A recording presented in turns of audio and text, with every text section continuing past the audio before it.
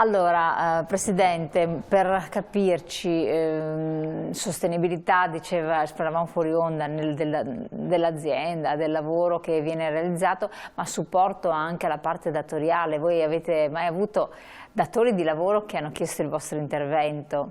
Non perché hanno subito loro azioni di mobbing, ma perché vogliono risolvere una situazione che gli sfugge di mano. Sì, siamo stati chiamati per intervenire più volte, ma l'ultimo caso era una ragazza, tra l'altro giovane, molto appassionata del suo lavoro, che aveva ereditato l'attività familiare e aveva tra il personale si era comunque innescata una certa frattura, no? Quindi c'era un gruppo contro un altro e ci ha chiesto un intervento che è stato fatto, che ha reso consapevoli le lavoratrici. Comunque lei è stata molto soddisfatta perché ha visto un clima già diverso, perché le persone non si rendono conto tante volte di che cosa vogliono dire certi comportamenti. Teniamo conto che su questi aspetti, ripeto, la classificazione e mettere in ordine le cose dà anche una discrimina, perché in genere il problema della relazione non è sempre mobbing, d'accordo? L'attacco invece alla persona è uno dei fattori importanti per definirlo mobbing. Quindi le sfumature sono importanti e quando facciamo, tra virgolette, il colloquio, è questo che noi andiamo a cercare. Se ci sono quelle cose stranissime che si chiamano costrittività organizzative, cosa sono? È un elenco di azioni che sono di mala organizzazione, che sono ormai radicate nella cultura della sicurezza, dove anche l'INAIL riconosce ci sia una responsabilità datoriale. Cioè chi mette in atto l'isolamento della persona, il sovradimensionamento, sono 11 argomenti, no? Non ti fa mai formare e via dicendo. Ecco, quelle davvero non è così difficile dare la responsabilità all'azienda. E per quello ripeto che inquadrare il caso della persona singola, che non è mai l'uno uguale all'altro, perché ci sono troppe variabili, che è fondamentale, e parlarne fa bene. In questo caso col datore di lavoro siamo riusciti a far emergere alcuni punti critici, dipanarli, e erano quasi tutte donne tra l'altro, hanno trovato un altro modo, anche perché esplicitarlo vuol dire assumersi anche delle responsabilità.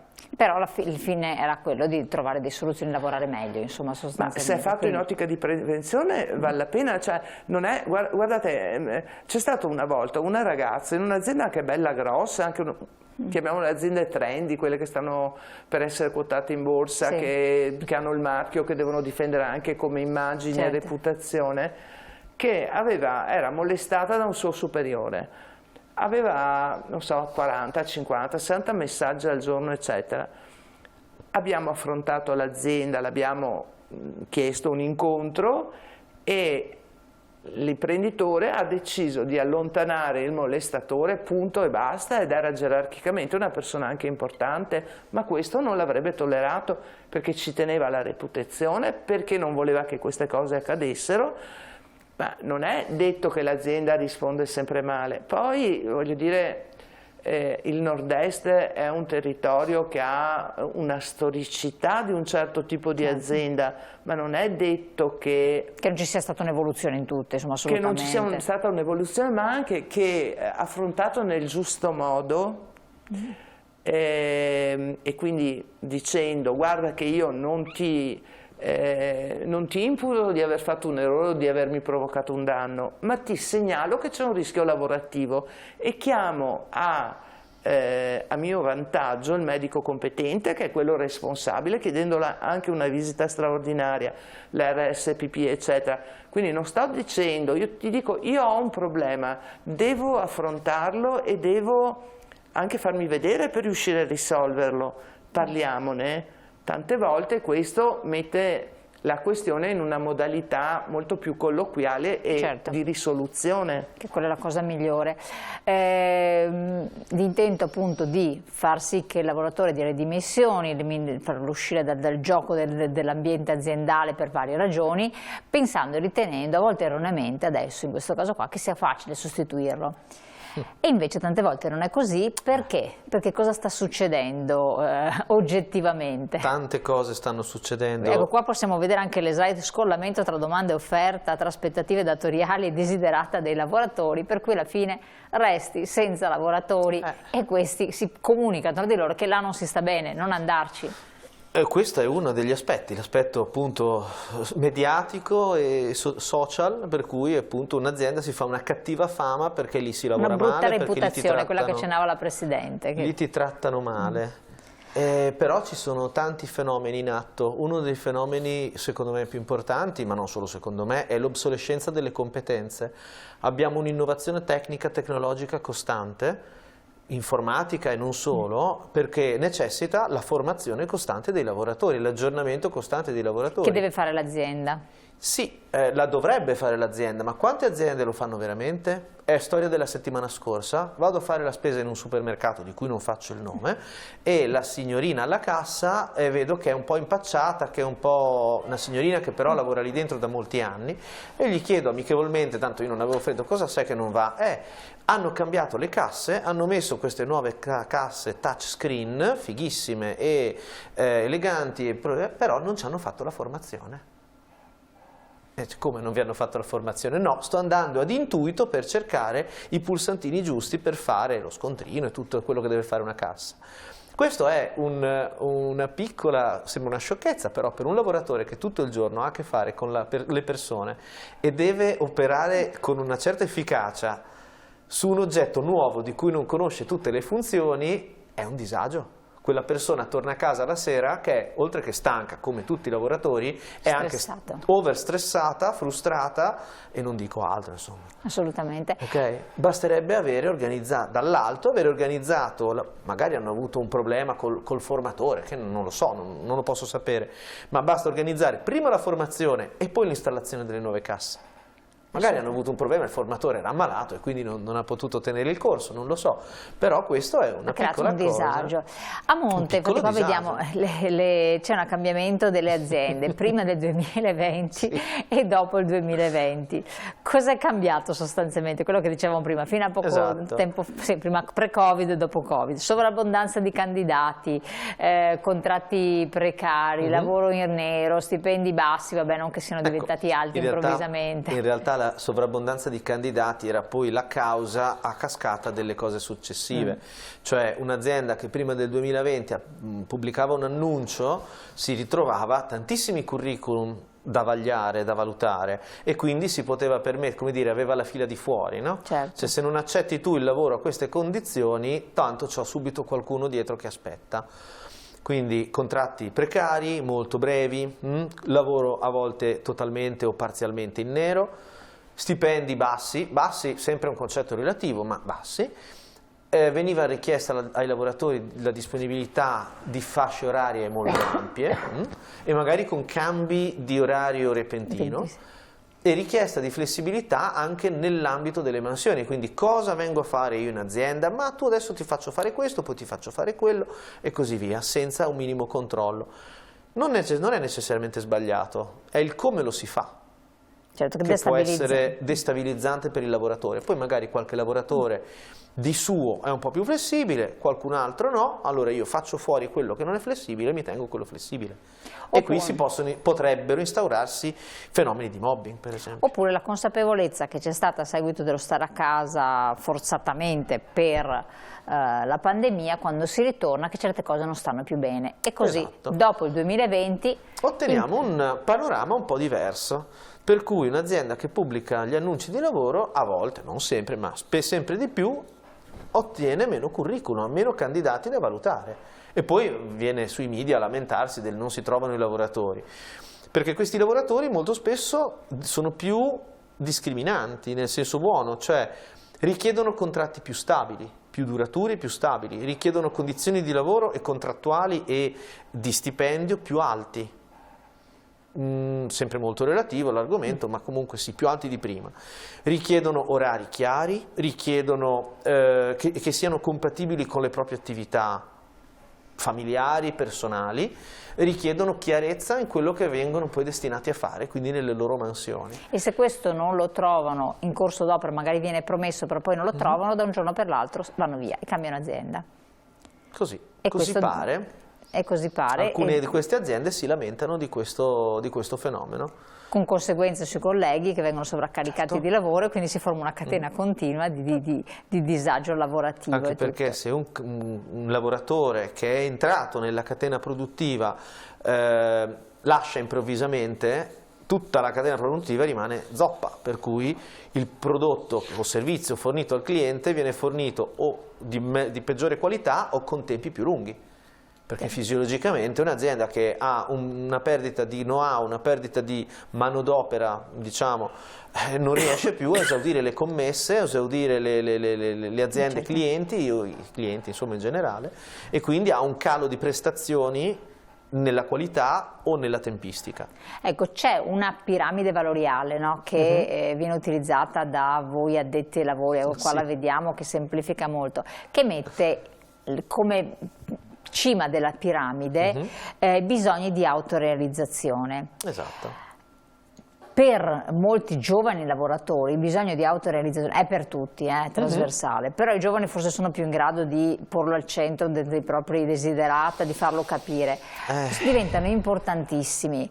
Non comprenderli vuol dire sbattere contro un muro di gomma per le aziende, no? Parliamo di aziende?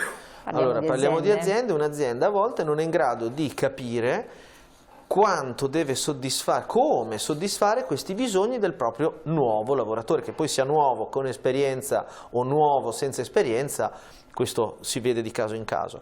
Però un'azienda dovrebbe rendere appetibile, per essere concorrenziale in questi nuovi mercati, in questa epoca, dovrebbe riuscire a rendere il proprio posto di lavoro appetibile. Sapersi vendere. Sapersi vendere in senso buono con i propri aspiranti lavoratori. Attirare cervelli, attirare talenti vuol dire anche questo. Vieni a lavorare per noi perché da noi si lavora bene, ti diamo c'è un buon clima lavorativo, ti diamo degli strumenti di lavoro all'avanguardia o comunque adeguati e avrai modo di soddisfare i tuoi bisogni, che non sono solo quelli monetari di portare il pane sulla tavola, che sono a livello base della piramide di Maslow, ma anche quelli di realizzazione, per cui avrai modo di mettere in campo il tuo problem solving, le tue risorse creative, eccetera, eccetera. Ci sono aziende così? Che sanno? Ci sono, per fortuna. Non ci sono solo aziende brutte e cattive, ci sono tante aziende buone, aziende belle, aziende in cui è bello lavorare, aziende magari piccole dove il datore di lavoro ti viene a chiedere di persona che cosa c'è che non va.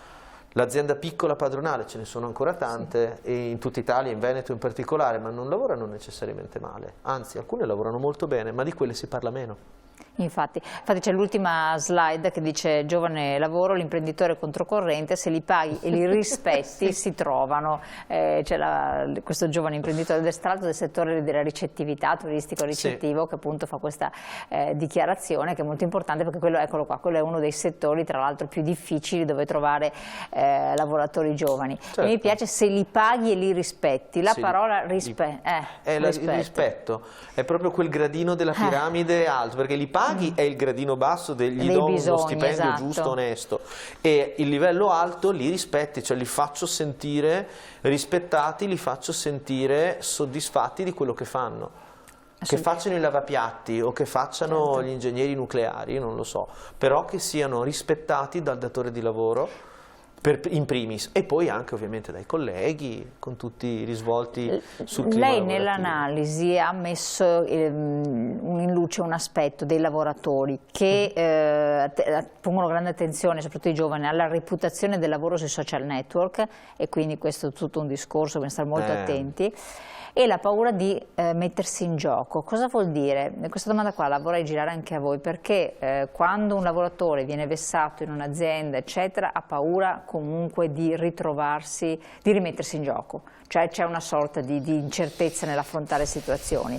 Lei cosa mi risponde a questa domanda? Sì. E dopo chiedo anche a voi. Beh, rapidamente, è anche una questione secondo me generazionale. Le generazioni precedenti, ogni generazione vede i propri genitori, diciamo, comunque la generazione che lo ha preceduto, come si rapporta col mondo del lavoro.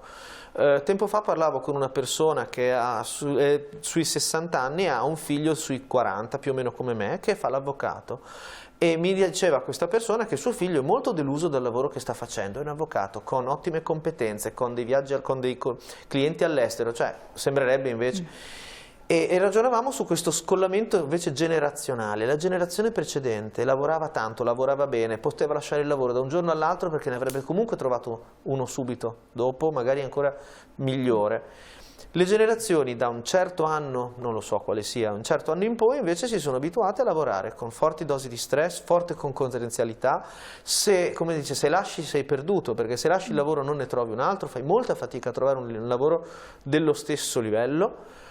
E le generazioni successive hanno l'imprinting di questo clima lavorativo. Di stress. Quindi le nuove generazioni vedono i genitori che portano a casa dal lavoro uno stress, un malanimo, un carico, di cui si è parlato anche poco fa, molto pesante. Quindi istintivamente, credo, io non sono un giovane neodiplomato né laureato, ma credo che istintivamente un giovane di oggi stia molto più attento a questi dettagli. Come dire, non voglio finire come i miei genitori che escono dal lavoro distrutti e che non masticati. hanno una propria vita.